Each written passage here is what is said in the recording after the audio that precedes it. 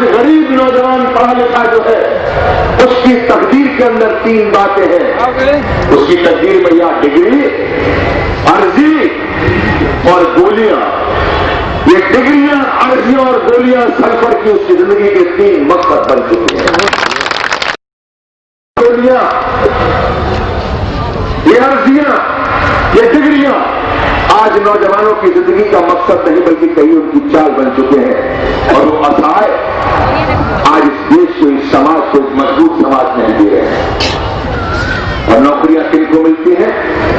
आज चाहे पुलिस की नौकरी में जाना हो, वो गरीब का बच्चा, वो किसान का, मजदूर का बच्चा जब पुलिस की भर्ती हो रही होती है तो वहां भी पैसे दिए जाते हैं। एक आदमी बाहर खड़ा होता है, उसका नाम दलाल होता है, वो पैसे लेता है, आपकी कराता है। वो चाहे मंत्री के नाम का दलाल हो, चाहे अधिकारी के नाम का दलाल हो, चाहे जात और बिरादरी के नाम का दलाल हो, वो दलाल बिना पैसे लिए नौकरी नहीं दिलवाता।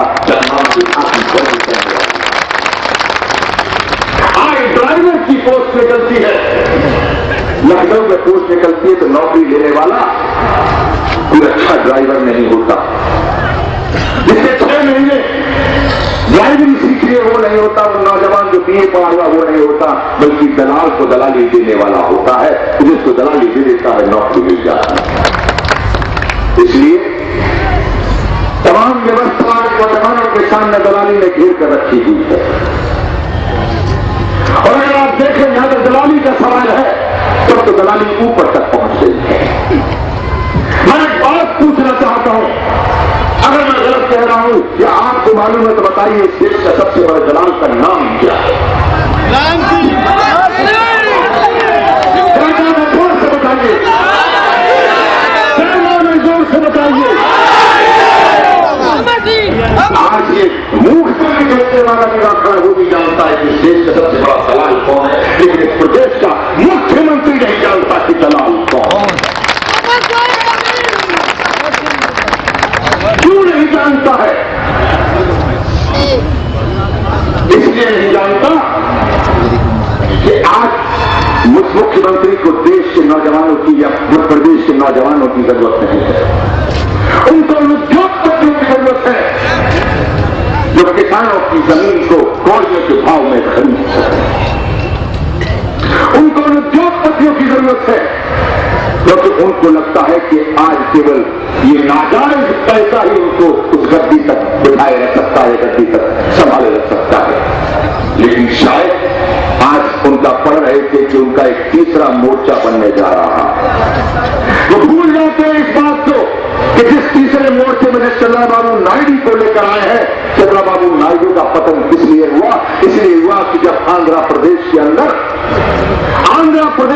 जब उसने उद्योगपतियों को घुसेड़ के दिया और किसानों के बारे में नहीं सोचा, वो किसान हो, हिंदू या मुसलमान, उनको गद्दी से बाहर कर दिया।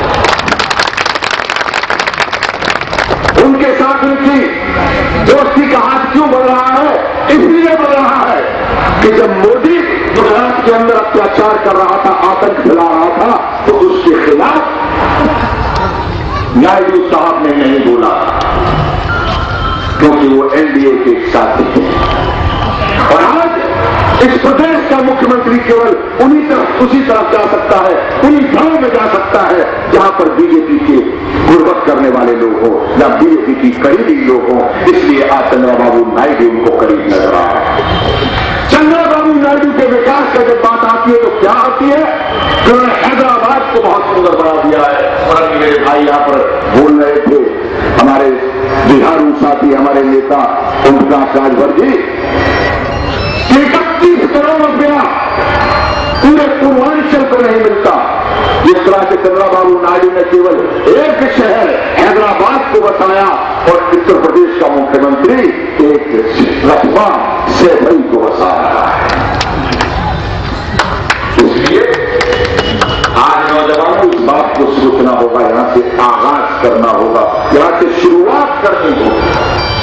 आज परमादरणीय वीपी सिंह साहब, जिनकी सेहत ठीक नहीं है, मैं ये नहीं कहूंगा कि उनकी सेहत ठीक नहीं तो आप उसके लिए विचार भी महसूस करें, बल्कि इससे कम सबक लें कि आज जो शख्स मौत पर काबू पाकर इंसान में लड़ाई लड़ रहा है, तो आए इंसानों सांस ले रहे हो,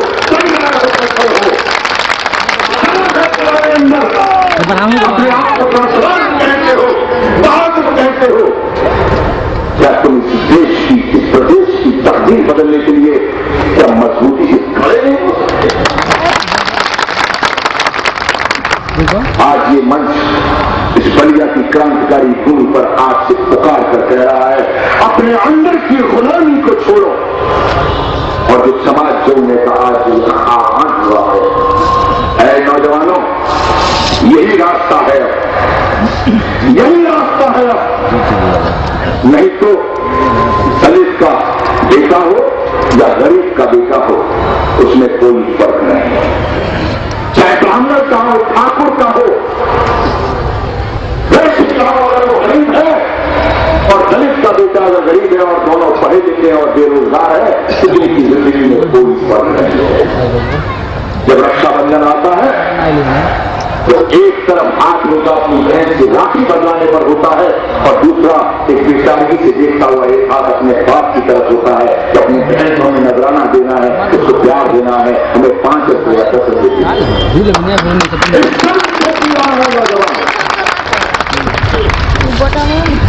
आओ मिलकर हम सब आज अहद में आज फैसला करें कि 30 मई को जो इस आंदोलन की शुरुआत का बिगुल बनने वाला है, उत्तर प्रदेश के ऊपर नौजवानों की राज, किसानों की राज, मजदूरों की राज का जो बिगुल बनने वाला है, उसका आगाज आज इस बलिया की भूमि पर हो जाए। और मुझे उम्मीद है कि बलिया निराश नहीं रहेगा, तो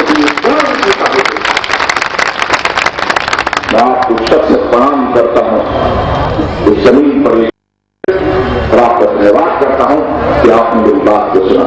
जय हिंद।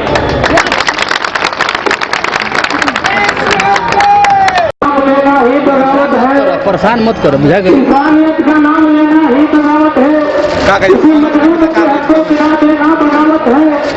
समझो हमें बाकी है, बगावत काम है मेरा, मिटा दो की हस्ती, यही पैगाम है मेरा। अब हम आमंत्रित करते हैं देश के पूर्व प्रधानमंत्री मनमोहन कभी सच्चे पतिया गरीबों के आंसू हाथ उठाने वाले मोदी विश्वास प्रधान से आमंत्रित करता हूँ कि आप आए तो हमारे कर सकते इसी स्थिति है, मुझे कितने आप आए और जनता जनार्दन को संबोधित करें। माननीय विकास प्रकाश सिंह जी।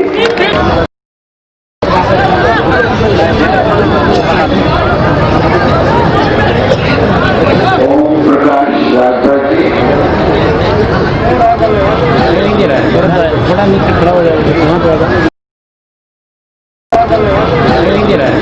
थोड़ा नीचे खड़ा हो जाएगा, थोड़ा डंडा इधर जी खींचेगा तो हमारे नेता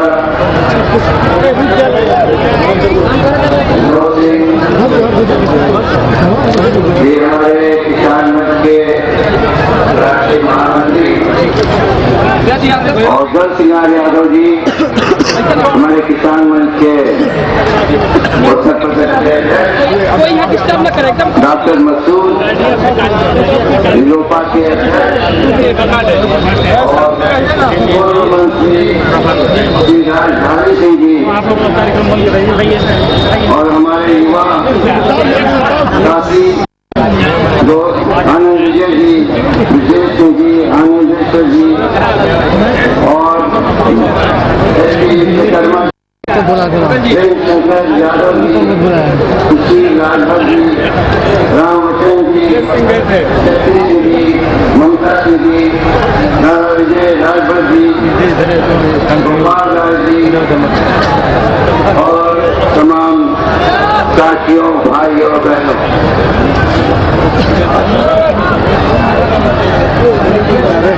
यहाँ पर इस धरती पर आज जनता की शक्ति बैठी हुई है। बलिया की धरती जो क्रांति करती रही है, बलिया की धरती जो बलिया वो धरती जिसमें मंगल पांडे जी का जिस धरती के अंदर समावेश जिसके कण कण में हुआ है उसको मैं प्रणाम करता हूँ और सदत नमन करता हूँ। ये वही धरती है जो हमारी आजादी की लड़ाई आई थी। तो नौजवान जो है कफन बांध करके सर पर जब निकले अंग्रेजों की गोलियां कम हो गई लेकिन नौजवानों की सीने नहीं कम हुए। और जिन्होंने गरीबों के अंदर काम करके ताकत दिखाई और ये साबित कर दिया है कि धन और के आधार पर जो लोगों को छुटाने की बात करते हैं, जो राजनीति की बात करते हैं, उन्होंने गरीबों को छुटा कर दिया, दिखा दिया है कि